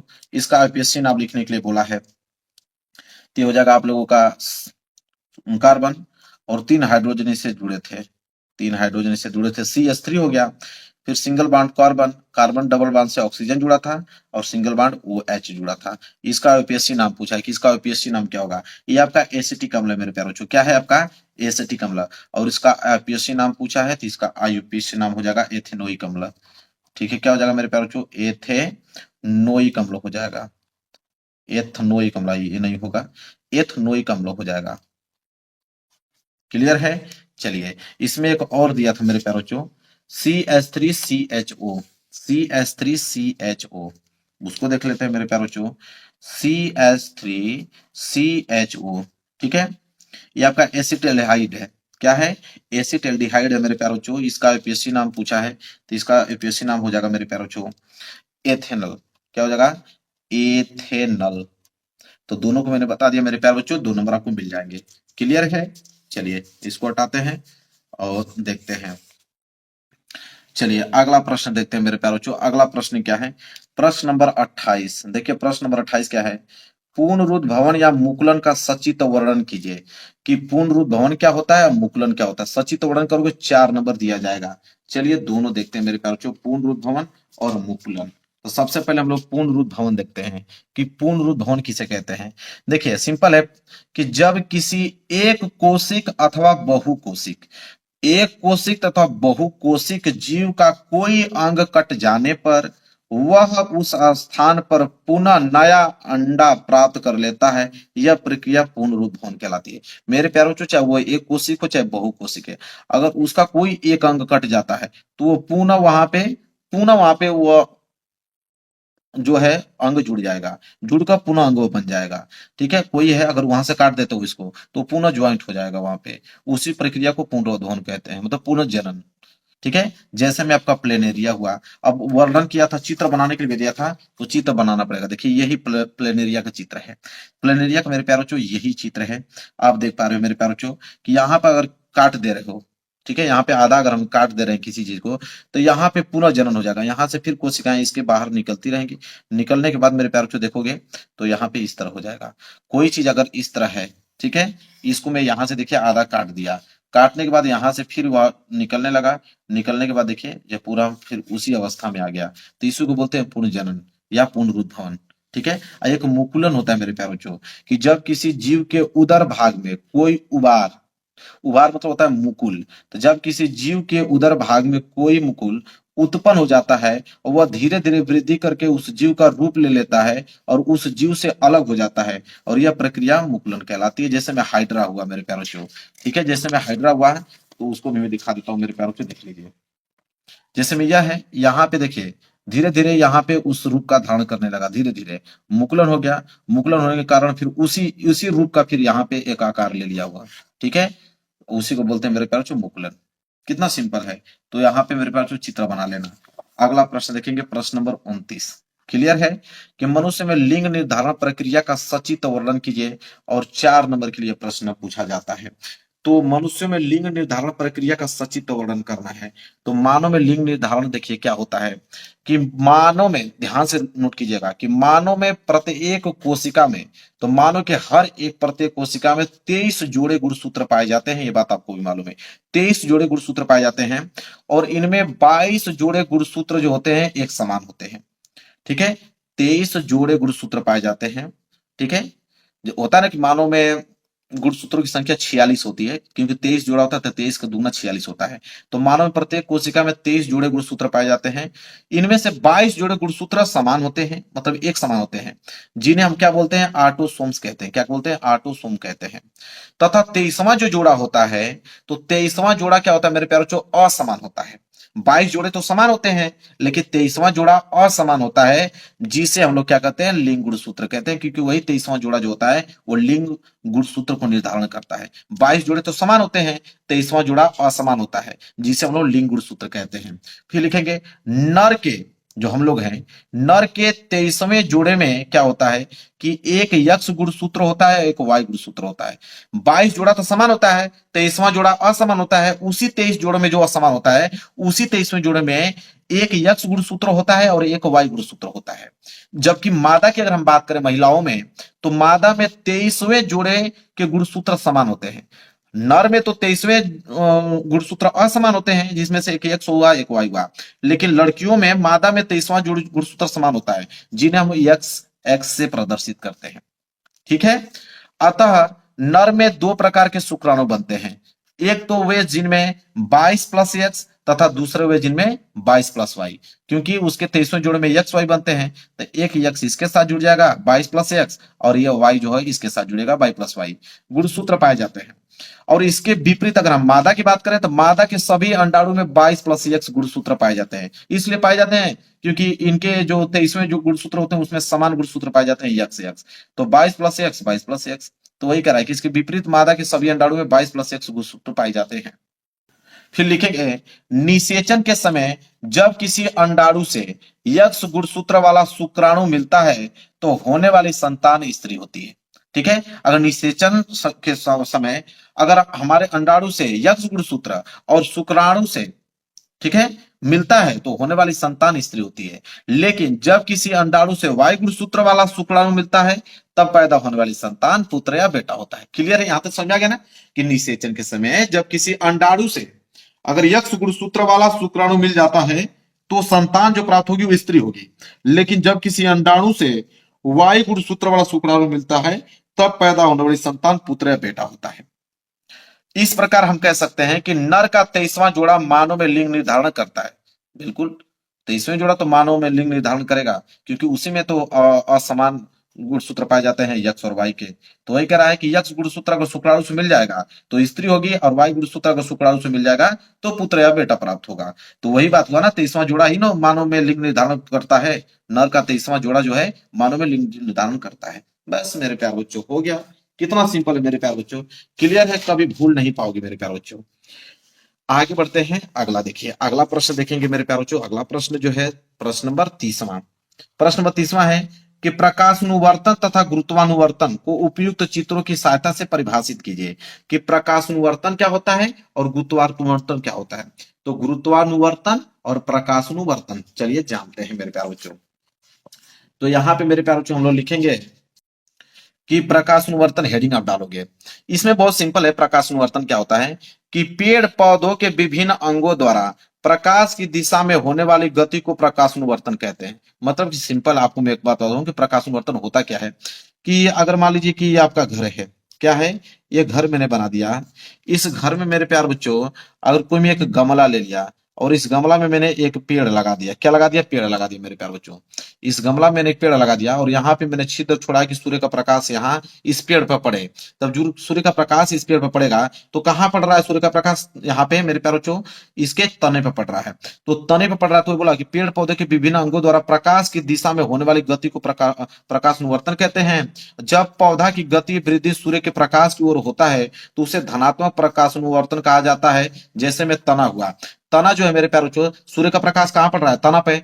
तो तना पे पड़ रहा है, तो तने की जो वृद्धि होगी वो सूर्य के प्रकाश की ओर होगी, इस तरह बढ़ती जाएगी। सूर्य के प्रकाश की ओर जो है उसका विकसित होता जाएगा, क्योंकि प्रकाश जो है उसका तने पे पड़ रहा है। और वही कह रहा है कि यह वृद्धि सूर्य के प्रकाश से दूर जब पौधा की गति विपरीत दिशा में होती है, जिससे ऋणात्मक प्रकाशानुवर्तन कहा जाता है। जैसे में जड़, अब नीचे ये तो तना है, तने पे प्रकाश पड़ रहा है, तो तने की प्रकाश की ओर उसकी विकसित हो रही है, वृद्धि हो रही है। और नीचे क्या होता है आपका? जड़। तो जड़ में क्या होता है मेरे प्यार बच्चों कि जड़ में सूर्य का प्रकाश नहीं जा रहा है, तो जड़ क्या होता है? विपरीत दिशा में विकसित होता है। ठीक है। अगर यहाँ पे कोई चीज है, ये सूर्य है, तो अगर ये सूर्य की ओर विकसित हो रहा है, तो जस्ट इसके विपरीत जड़ इस साइड विकसित होगी, नीचे की साइड, उसके जस्ट विपरीत साइड जड़ों का विकास होता है। तो प्रकाशानुवर्तन समझ में आ गया आप लोगों को? चलिए, पौधों में गुरुत्वानुवर्तन समझिए कि पौधों में गुरुत्वानुवर्तन क्या होता है कि पर्यावरणीय प्रेरक जैसे में गुरुत्व बल के कारण गुरुत्व आदि पादप की वृद्धि वाले भाग में दिशा परिवर्तित कर देते हैं। इसका मतलब अभी समझाता हूं मैं, पहले नोट कर लो। यह दिशिक या अनुवर्तन गतियां उद्दीपन की ओर या उससे विपरीत हो सकती हैं। हम जानते हैं कि एक पादप की जड़ सदैव नीचे की ओर तथा प्रारोह जो उसका तना होता है वो ऊपर की ओर अर्थात पृथ्वी से दूर वृद्धि करता है।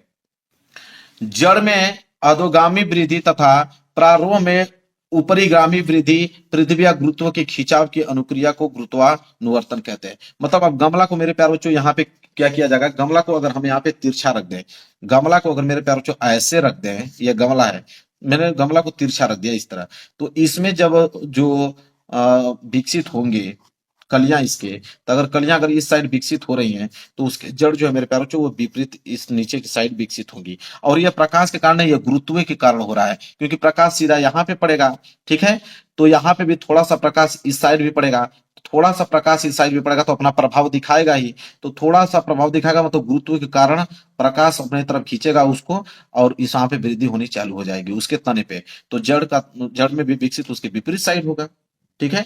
तो ये आप लोगों का मेरे प्यार बच्चों जस्ट उसका उल्टा हो जाएगा, ये आपका ऋणात्मक गुरुत्वानुवर्ती कहलाएगा, ये आपका धनात्मक गुरुत्वानुवर्ती कहलाएगा, ठीक है।